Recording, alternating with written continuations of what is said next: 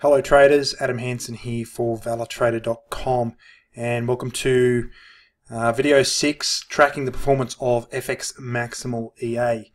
Now this week, or last week I should say, somewhat of a comeback for FX Maximal, albeit it was heavily related to the hung parliament that we did see in Great Britain. If you remember from last week, we finished with a balance of, I think it was $9,628, and this week we are up, account closing at $10,171, which gives us a gain on last week of 5.6% and a 1.71% return overall. Now, as mentioned, much of this week's results were attributable to the hung parliament that we saw in Great Britain. As you can see here, the market had not priced that in at all. So we had a sell trade on the pound Aussie and also on the pound CAD, which both caught this move. Could have very easily gone against us. So we have to be aware of that when sort of looking at the results objectively, and not these sorts of events are not, I won't say not normal, because there is what would define a normal forex market, are not typical of what you would see day to day. So we just need to be aware of that when objectively looking at our results so far. So if we just have a quick look at the MyFXBook account. So this is it here. We're up 1.72% overall. Something I made mention of in one of the first videos for FX Maximal was just the time of day that it tends to trade. And if we just have a quick look at the hourly breakdown here, we can see that most trades are sort of made during, or they're opened at least sort of early New York session. Into the very, very early Asian session is when it tends to open the majority of its trades. You certainly don't see too many trades being opened throughout the Asian session and even into the early Euro session.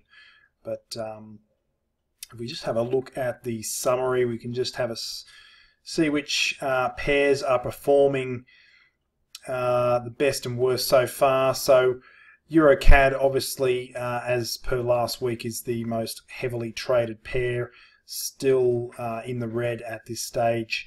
Our most successful pairs at this point appear to be both the Euro Aussie and also the Dollar Swiss, with the least successful pair being the Pound Dollar. But obviously each of these robots need to be treated in isolation, as they are separate robots. We're not looking at one EA here. So although we may have somewhere in the vicinity of 120 trades overall, we need to look at all of these in isolation. So we don't really have enough trades on any robot to draw any sort of long-lasting conclusions about any of them. But that's pretty much all I wanted to cover this week.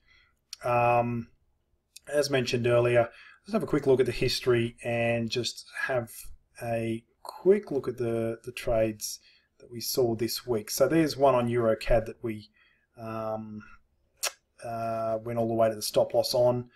But if we just have a look at those two big winners we had, so there's Pound CAD and Pound Aussie. Obviously this week's results heavily skewed by those pair of trades, which, like I say, could have very easily gone against us. So we don't really want to be placing too heavy a weighting or looking at things in a skewed light when they are sort of responsible for the majority of the results this week.